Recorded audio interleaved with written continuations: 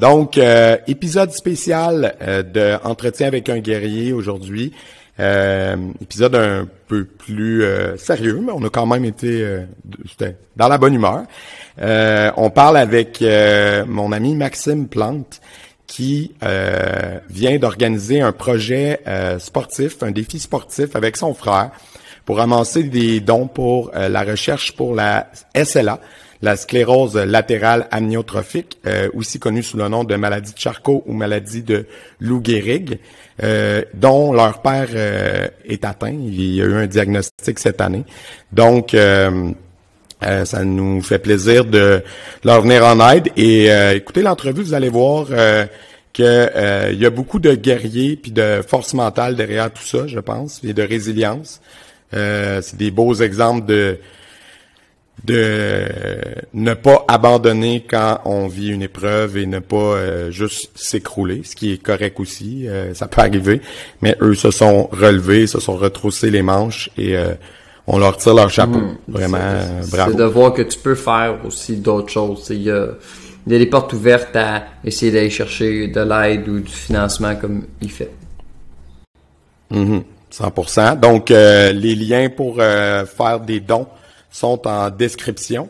Gênez-vous pas, partagez leur page Facebook, allez les suivre et faites des dons à la hauteur de vos capacités, ça va être super apprécié. Et sur ce, bon podcast. Les cicatrices nous rappellent d'où on arrive, les combats qu'on doit livrer quand le destin chavire. Guerrier, on fera ce qu'il faut pour la famille. Cœur de lion, œil de tigre, on a la paix dans la mire. The battles are never ending, I know, but we will get up and get on with the fight, and we'll do whatever for what is right. Just put your trust in us, in us. Donc cette semaine, entretien avec un guerrier, on fait une édition spéciale avec un ami, un frère d'une autre mère, Maxime Plante, qu'on reçoit pour parler d'un projet spécial. Salut Max, ça va bien? Très bien, vous autres?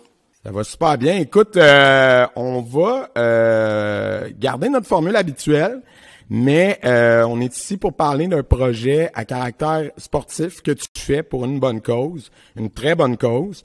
Fait qu'il y a quand même un lien, avec ce qu'on fait. Puis quand les gens vont comprendre la cause et tout, le côté guerrier du truc est très là. Donc Max, d'où tu viens? T'es né où? Et situe-nous un peu ton background de vie, s'il te plaît. Bon, on a 2 heures. Non, c'est pas vrai. Ben en fait, moi, je suis un petit gars originaire d'un petit village. Je compare souvent ça à un village gaulois qui s'appelle Saint-Lambert-de-Lauzon. C'est tout près de la Rive-Sud de Québec, à mi-chemin entre la Rive-Sud de Québec puis la Beauce. Mettons, c'est la porte d'entrée de la Beauce. Donc, tout petit village qui doit maintenant avoir quelque chose comme 6500 habitants, je pense. Là, mais à l'époque où moi j'y étais, c'était plus du genre de 4000. Donc, j'ai grandi là-bas. Que dire? Ben, en fait, c'est drôle parce que là, on va parler d'un projet sportif. À la base, je ne suis pas un grand sportif. 0 puis une barre. J'étais pas le gars qui excellait dans ses cours de gym à l'école et ce genre de choses-là. Là, ça l'a changé avec le temps. Mon cheval de bataille numéro 1 à la base, puis ma passion, c'était beaucoup la musique. Puis c'est d'où le pourquoi Manu et mon frère d'une autre mère, on a fait des projets musicaux ensemble. Donc au secondaire, je tombe en amour avec tout ce qui est rap français majoritairement, mais tout ce qui est rap. Par la suite, ben finissant le secondaire, je suis allé étudier en technique d'intervention en loisirs au Cégep de Rivière-du-Loup. J'ai passé 3 ans à Rivière-du-Loup. C'était majoritairement dans ma tête pour continuer dans l'événementiel, dans le spectacle et ces choses-là. Finalement, je n'ai pas travaillé dans cette branche-là, mais j'ai quand même pratiquement mon diplôme. Je l'ai pas, là. Il me manque 3 cours, mais bon, quand même, j'ai... Un projet. T'as fait une couple de sessions. Ah, ben, j'ai fait mes 3 ans au complet. C'est juste que, bon, j'ai coulé, ce qui est très drôle, j'ai coulé un cours d'éduc. J'ai coulé un français, puis j'ai coulé un cours de ressources humaines. Puis le pourquoi je le finis pas ce diplôme-là, c'est parce que faudrait absolument que je retourne le faire à Rivière-du-Loup. Puis là, ben avec famille et autres, c'est moins intéressant d'aller 1 an à Rivière-du-Loup. Là. Fait que, mais c'est ça. Fait que j'ai fait ça pendant 3 ans. Par la suite, je suis revenu à Québec un genre de 6-8 mois. Puis ensuite, j'ai déménagé vers la métropole. J'ai entrepris une attestation d'études collégiales en agent de développement commercial et artistique à l'école du showbiz. Encore une fois, pour pousser un petit peu au niveau musical. En sortant de là, j'ai fait un petit peu de relations de presse, des Ruisseaux Communication m'avaient pris là, pour des stages et tout ça, fait que ça m'a permis de connaître un petit peu plus le domaine de la musique. J'ai vu que c'était pas payant, fait que c'est ce que j'ai fait. J'ai fait de la musique on the side avec Manu, avec plein d'autres gens. Dans le fond, j'ai sorti 3 projets majeurs. J'ai sorti un mixtape, j'ai sorti un maxi, puis j'ai sorti un album en magasin Mesure de guerre, Quetzal et Bordel. Donc, c'est pas mal ça, mon cheminement. Après ça... Disponible sur toutes les bonnes plateformes de streaming. Yes, allez checker ça. Mais, puis après ça, ben c'est ça. J'ai commencé à travailler chez Foot Locker. J'ai été gérant de Foot Locker pendant pratiquement une dizaine d'années. Créer une famille. Maintenant, j'ai une fille de 6 ans. J'ai un petit bonhomme qui a 6 mois, qui a eu 6 mois hier. Donc, la famille fait que mon port d'attache est maintenant sur la rive sud de Montréal. Je suis basé à Saint-Constant, tout près de l'école à Monsieur Jérémy. Rive sud Power, collé sur Montréal. C'est tellement parfait, c'est parfait. Tu veux faire de quoi? C'était à 15 minutes pour tout faire, pour ça te reviens. Best of both worlds. C'est vraiment ça. Et c'est ça. Maintenant, ben délaisser un petit peu la musique, tomber un petit peu dans le sport, la course, le jogging principalement. Ce qui était vraiment un exutoire pour juste décrocher à la base. Je faisais peut-être 1 ou 2 courses semaine, là, des petits 3-4 kilomètres, ce genre de choses-là. Maintenant, ben là, j'ai doublé la mise. Non, j'en fais beaucoup plus là maintenant. Puis avec le projet qui s'en vient, qu'on va parler aussi, là, ça l'a motivé à tout donner au niveau de jogging. Je sais pas si ça fait bien le survol complet. Ben ça fait bien le tour, mais il y a quand même des aspects que je voulais aborder. Il y a un ami à toi, parce que là on parle de guerriers, hein. Nous autres on s'adresse à des guerriers puis à des gens qui se dépassent. Il y a quelqu'un à qui tu pourrais donner un shout-out qui t'a inspiré, non, à faire de la course à la base, comme un ami proche qui a comme turn sa vie complètement. Qui est clairement un guerrier, lui aussi, ça c'est sûr et certain. Ben en fait, je sais pas qui a inspiré qui. Je comprends de qui tu veux parler. On parle d'un de mes meilleurs amis, Phil Hamel, gros shout-out à Phil. Je te dirais qu'à la base, Phil n'avait pas commencé à courir, que je courais déjà. Et c'est un peu moi qui l'ai poussé à se mettre au jogging. Non, c'est ça. Ben en fait, Phil avait quelques petits problèmes de consommation d'alcool à l'époque. C'était un ami vraiment de party. Il était excessif, mais dans le mauvais sens. Et puis est sobre depuis maintenant plus de 5 ans. D'après moi, c'est peut-être même sa 6e année. Puis là, il me voyait courir à l'occasion, puis il était comme « Ah, moi aussi, je vais essayer ça. » Puis là, on commençait à se challenger un petit peu là, par Messenger et tout ça. Puis, sincèrement, Phil a changé à 400% et maintenant rendu une beast. Il s'entraîne pour faire du ultra marathon, là, donc plus qu'un marathon pour 2022. Mais vraiment, c'est le gars sur qui je peux m'appuyer là-dedans. C'est le gars qui me donne des conseils, qui me coach un petit peu, se donne comme personne, là. Donc oui, c'est sûr que Phil est vraiment la définition d'un guerrier, a changé son mode de vie comme je dis, à 400%.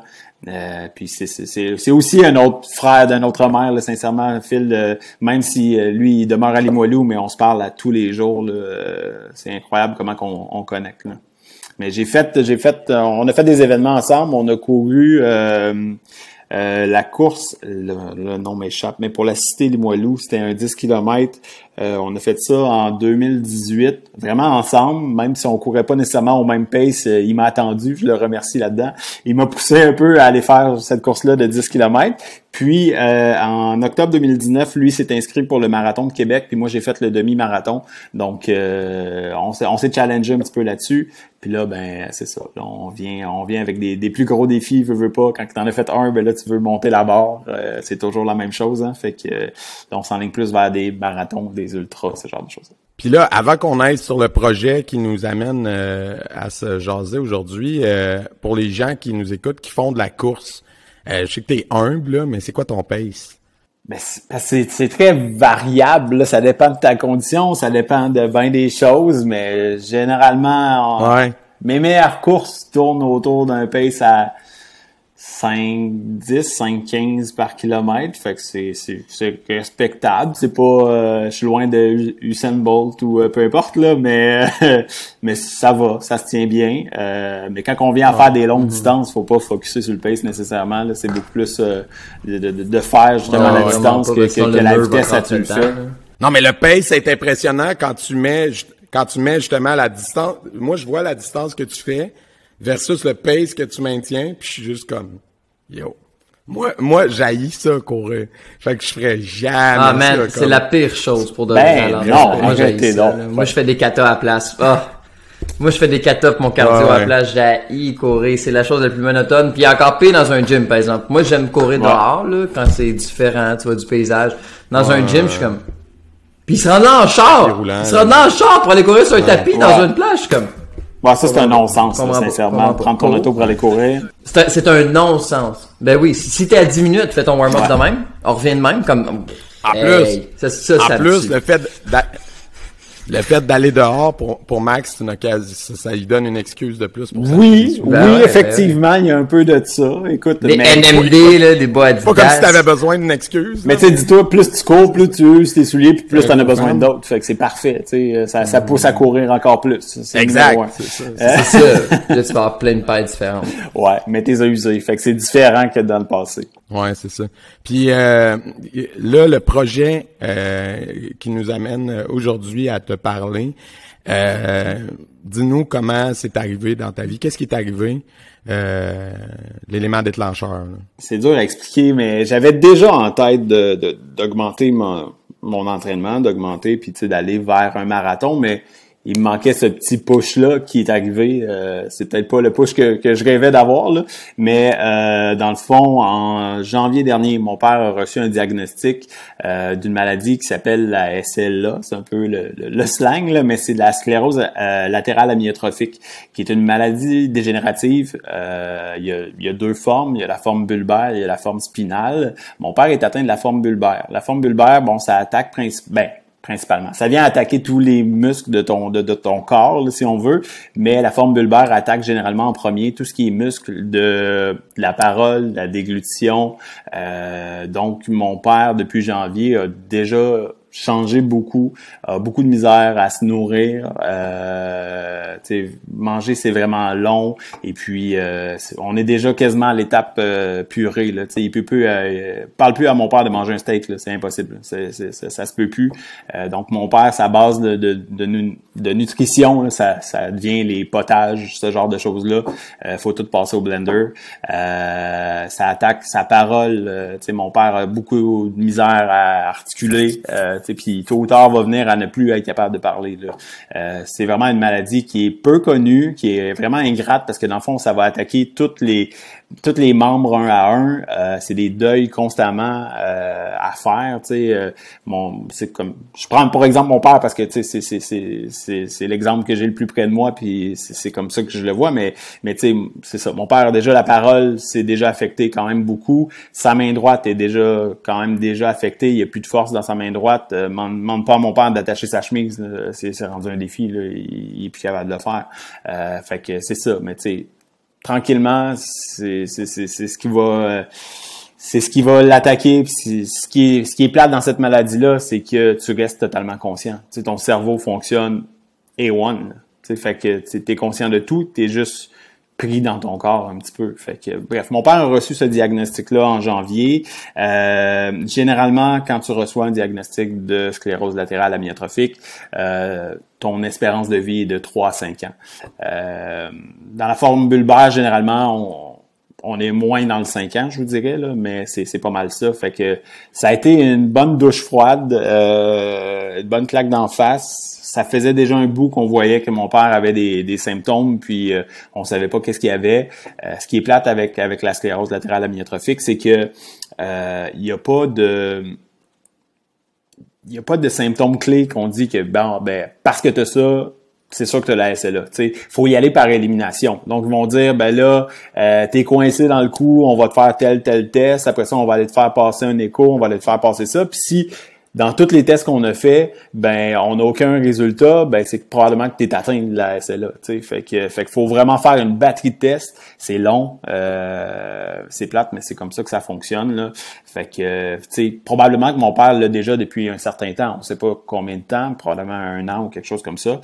Mais le diagnostic est tombé en janvier. Donc ça m'a donné le petit coup qui me manquait. Là. Je me suis dit, faut faire quelque chose, faut s'impliquer, faut faire connaître la maladie parce que tu sais, c'est une maladie qui touche environ, là j'ai pas le chiffre exact malheureusement, là, mais environ 500 personnes au Québec. Je pense que c'est environ 3000 au Canada, donc c'est pas très répandu comme maladie. C'est pas comme s'il était atteint d'un cancer. Tout le monde ferait comme ah oui, ok, le cancer. T'sais. 2 sur 100 000. Ouais, c'est. T'as fait tes 2 recherches. sur 100 000 ou Ouais. au Canada? Québec, mais dans le fond, c'est parce qu'on en parlait, puis j'étais comme, me semble, c'est pour ça le Ice Bucket Exactement. Challenge. Puis c'est ça, puis là, les chiffres sont au Québec, c'est 2 sur 100 000, je sais pas au Canada, c'est un site québec.ca. Mais, .qc.ca, Ouais, mais, ouais, c'est ça, 2 sur 100 000, fait que ça doit être à peu près la même chose sur 30 millions, là, au lieu de 7. Mais, tu sais, quand tu disais que la maladie est pas connue, tu veux dire plus au niveau scientifique qui savent pas trop, parce qu'il y a quand même du monde très connu qui l'ont eu, tu sais. On pense à, Stephen Hawking. C'est probablement la personne la plus connue qui l'a eu, effectivement, mais tu sais, encore là, Stephen Hawking est comme une exception là-dedans, parce que lui a réussi à vivre avec la maladie pendant quasiment 40 ans, je pense, ou 50 ans, tu sais, c'est fou, là. Fait que c'est pas le cas typique de la maladie. Tu sais, c'est comme une exception dans tout ça, parce que généralement, tu meurs assez rapidement de cette maladie-là. Mais oui, tu sais, les gens connaissent Stephen Hawking, savent qu'il a eu une maladie, mais est-ce qu'ils sont capables de te nommer que Pour c'est de la vrai, SLA? moi, je suis né en 96, je pensais juste qu'il était quadriplégique. Je pensais pas qu'il y avait... Exactement, tu sais, puis... Je pensais juste qu'il était quadriplégique. Je te dirais que moi, avant janvier, j'avais le même raisonnement que toi là-dessus, tu sais. Fait que au niveau des recherches, bon, il se fait de la recherche, mais encore là, tu sais, de subventionner ces recherches-là, quand tu as beaucoup moins de gens atteints qu'un cancer ou autre, ben c'est plus difficile. Mais oui, il s'en fait. Pour l'instant, ce qu'ils ont trouvé, ben il y a quelques, je veux pas dire remède, là, c'est pas remède, mais tu sais, qui a permis de rallonger un petit peu l'espérance de vie, mais c'est rien de majeur, là. On parle de genre de des 3, de des 6 mois, tu sais, c'est pas ce qui va sauver les gens là, jusqu'à présent, mais c'est beaucoup au niveau de la société, je te dirais que c'est pas connu, tu sais. Ici au Québec, si tu veux parler de la SLA, faut que tu parles de la maladie Lou Gehrig, parce que les gens le connaissent comme Lou Gehrig et non comme SLA. C'est parce que Lou Gehrig est un joueur des Yankees des années 30, qui est une des figures les plus connues qui a eu cette maladie-là. Si tu vas en France, ben faut que tu parles de la maladie de Charcot, parce que c'est la personne qui a découvert la maladie, c'est Jean-Marie Charcot. Fait que tu sais, il y a comme 3 appellations majeures, qui est la SLA, la Charcot, puis la Lou Gehrig, pour parler de la même maladie. Mais les gens ne connaissent pas cette maladie-là. C'est incroyable. Puis, est-ce qu'il y a, excuse-moi, le fait que tu te mettes en forme pis tout, est-ce que ça fait en sorte que ça t'aide à pas l'avoir, ou c'est juste comme, Mané, t'es comme, faudrait que Je pense pas que c'est rendu déjà à savoir c'est quoi le déclencheur. Il y a eu des dernières recherches qui sont sorties, mais je vais être très franc avec vous, je les ai pas lues. Je sais que, tu sais, ils commencent à cibler un peu plus, mais il y a pas encore vraiment de cible comme ça qui a été sortie à ce niveau-là. C'est encore jeune. Ah, clairement, clairement. Ouais, c'est juste parenthèse aussi pour situer ceux qui connaissent la scène hip-hop, là, parce qu'il y a moi puis Max, il y a Pone de la Funky Family qui a la maladie de Charcot. Puis lui, c'est exceptionnel aussi parce que depuis qu'il est hospitalisé puis qui est atteint, il a produit des albums de musique de son lit d'hôpital avec un logiciel qui détecte ses clignements des yeux. Il est capable de produire de la musique, c'est fou. Puis il y a eu une grosse vague d'appui. Ouais, dans le fond, Pone était le producteur musical de la Funky Family. Il y a Il a la SLA depuis 2015, puis lui, il est quadra ou tétraplégique, je pense. Il est vraiment à son lit, il a une trachéotomie, il se fait gaver, tu sais, il est vraiment plugué de partout. La seule manière qu'il a de communiquer, c'est un logiciel de reconnaissance, comme tu parles, là, qui vient détecter tes yeux, puis là, tu vas comme taper ce que tu veux dire avec tes yeux, puis ça vient à le faire. Puis lui, ben, il a vraiment poussé ça à un autre level, là, tu sais, il fait de la production musicale à partir de ses yeux. Il est la première personne au monde à avoir produit un album au complet juste de façon visuelle. Donc ça, c'est assez incroyable. Puis justement, Pone lance un nouveau projet, je pense que c'est le 18 juin prochain, un album qui va être sur les plateformes de streaming, sur les Spotify et autres. Puis à chaque fois que tu fais l'écoute, ben ça donne de l'argent à la recherche là-dessus. C'est le projet s'appelle Listen and Donate. Ça sort le 18 juin, puis c'est quelque chose qui est produit vraiment juste avec ses yeux. Donc ça, c'est assez impressionnant là-dessus. Mais oui, c'est un autre emblème, une autre figure de gens qui a eu la maladie puis que les gens connaissent. Je lisais justement sur le site de SLA Québec cette semaine, je savais pas, mais le père de Martin Matt a eu cette maladie-là aussi. Donc tu sais, il y a quand même des gens, c'est ça, des gens dans le milieu qui connaissent ça un petit peu. Oui, vas-y. Son Ice Bucket était drôle. Il s'était pitché genre un fond d'eau sur la tête. Il était comme, ouais. Qu'est-ce qu'on ferait pas, hein, pour ceux qu'on aime. C'est son père. En tout cas, il était que... Ah, clairement. Ouais, c'est ça. Mais tu sais, l'Ice Bucket, justement, ça, c'est une autre chose qui a vraiment fait connaître la SLA, oui et non. Tu sais, ça a été la plus grande campagne de financement pour la SLA en 2014, mais c'est tellement devenu viral que les gens ont oublié la cause derrière. Tu sais, les gens se jetaient un seau d'eau sur eux autres, mais savaient vraiment pas pourquoi ils le faisaient. Là. Juste, ils le faisaient parce que c'était une mode. Mais ça leur a permis de ramasser des millions de dollars pour la recherche, puis c'est extraordinaire ce que ça a réussi à faire. Mais encore là, est-ce qu'on a gagné est-ce qu'on a réussi à faire connaître la cause? Peut-être pas autant qu'il aurait fallu, mais bref, c'est ça. Mais écoute, on va mettre des liens, c'est clair, vers le projet de Pone, si ça permet de ramasser des sous. Puis là, le projet que toi, tu fais avec ton frère, c'est quoi? Là, explique-nous, puis je mettrai les liens nécessaires pour que les gens puissent vous aider, mais explique-nous c'est quoi, puis qu'est-ce que les gens peuvent faire pour vous aider? Ben, nos projets, c'est des défis sportifs. On appelle ça le défi sportif derrière l'objectif. Pourquoi derrière l'objectif? Parce que dans le fond, mon père est un photographe de métier. Donc, on trouvait ça on trouvait que c'était un beau clin d'œil de l'appeler comme ça. Derrière l'objectif sportif, ben, il y a un but de ramasser de l'argent pour la recherche et aussi de faire connaître la maladie. Derrière l'objectif, parce que aussi, derrière l'objectif sportif, il y a d'autres choses. Puis, tu sais, il y a plein de liens à faire avec ces deux mots-là. Mais en gros, c'est ça. On s'est donné des défis sportifs chacun de notre côté. Mon frère est un fan de hiking, de montagne et tout ça. Donc, a décidé de se lancer dans un défi qui est le défi Everest. Donc, du 1er au 30 septembre, doit accumuler des ascensions de montagne. Il s'en va pas à l'Everest, là. Il s'en va pas. Il quitte pas le pays actuellement. C'est pas possible anyway. Mais dans le fond, lui, il va accumuler des ascensions de montagne jusqu'à avoir 8848 mètres, qui est dans le fond la distance du mont Everest. Eux, ils font ça en équipe. Donc, ils sont une équipe de 5 grimpeurs. Ils ont tout le mois pour accumuler cette distance-là. Donc, lui, ça, c'est le défi qui s'est lancé. C'est ce qui fait aussi qu'on a 2 plateformes pour accumuler des dons. T'sais, on peut faire des dons directement sur la plateforme du défi Everest. On peut faire des dons aussi sur le site de SLA Québec. Au final, ça revient dans les mêmes poches. Ça revient ça revient vraiment à la même place. Fait que peu importe où vous faites le don, ça change absolument rien. L'important, c'est de faire des dons. Mais lui, c'est le défi qui s'est lancé. Moi, de mon côté, comme j'expliquais un petit peu tantôt, ça a été le push que ça m'a pris pour me lancer dans un marathon. J'aurais pu m'inscrire à n'importe quel marathon. J'aurais pu dire, regarde, je fais le marathon de Montréal ou le marathon de Québec ou peu importe.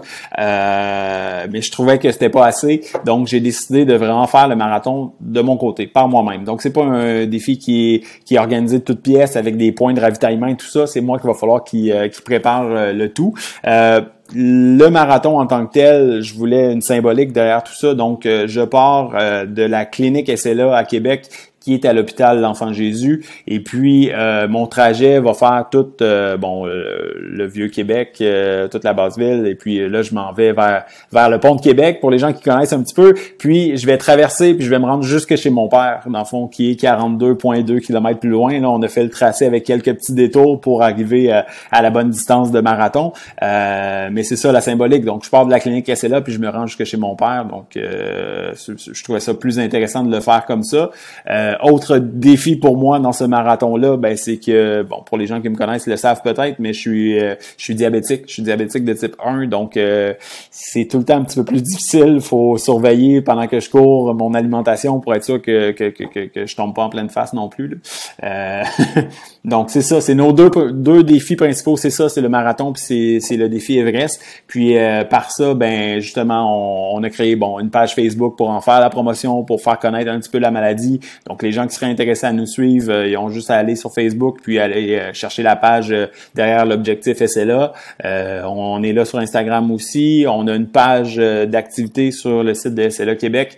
C'est par là qu'on peut aller faire un don, mais tu sais, peu importe le don, là, ça peut être, je m'en fous que vous donnez 2 piastres ou 5 piastres, là, ça fait une différence pareille. C'est sûr que tous les dons qui sont de 20$ et plus, ben il y a un reçu pour les impôts qui est produit, fait que des fois ça peut être intéressant pour les gens aussi.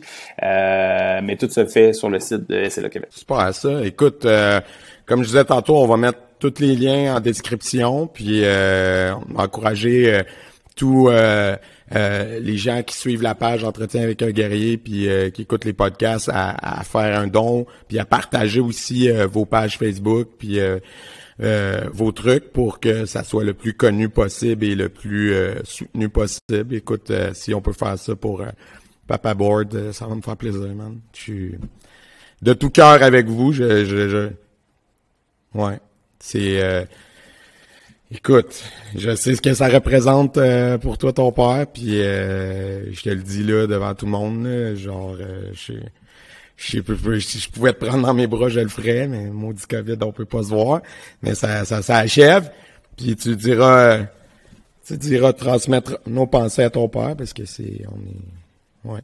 Mon père a toujours été derrière moi dans mes projets, tu sais, puis pour l'album, puis Manu, tu le sais, là, pour l'album, il nous a aidés en malade, là, on organisait un show justement à Saint-Lambert, puis rassemblé toute la famille, a ramassé de l'argent pour nous autres et tout ça, fait que, tu sais, je me verrais pas rester assis puis rien faire pour lui, là, ça a été un support incroyable, t'sais, il a toujours cru en moi, puis là, ben c'est le temps d'y rendre l'appareil, là, fait que c'est ça. Je peux pas rester assis, là. En tout cas, je te lève mon chapeau, puis c'est un exemple de résilience. Tu fais peut-être pas des arts martiaux, mais clairement, t'aurais pu t'écrouler puis juste brailler ta vie, puis personne t'en aurait voulu, puis t'as décidé de te lever. Je braille en courant, de faire quelque chose, puis juste pour ça, bravo. Ouais. C'est ça. C'est ça. Tant mieux si on peut t'aider. Proactif. C'est ça. Mais sérieux, je le fais à la blague, là, mais quand le diagnostic est tombé, là, sincèrement, je courais puis je pleurais en même temps, là, puis mais maintenant c'est moins le cas, là, mais c'est ça. Tu sais, c'est quand même une bonne claque d'en face, puis là c'est con là, mais la symbolique du Ice Bucket Challenge est là, c'est vraiment une douche froide que tu reçois quand tu sais que ton parent est atteint de ça, là, c'est fou, là. Fait que tu sais, là, tout ce qu'il nous reste à faire, ben c'est d'essayer d'aider le plus possible. Les dons que les gens vont faire, on n'est pas niaiseux, là, ça aidera peut-être pas tant que ça mon père, parce que ça risque d'être déjà trop tard, mais si on peut aider les autres qui seront atteints tôt ou tard, ben tu sais, ça sera ça de gagner tout simplement, là. Nous, ce qui nous reste à faire de notre côté, dans notre famille, ben c'est de profiter des moments, puis tu sais, la COVID n'aide pas, là, on va se le dire. Tu sais, moi mon père est à Québec, donc j'ai une distance à parcourir pour aller en profiter un petit peu.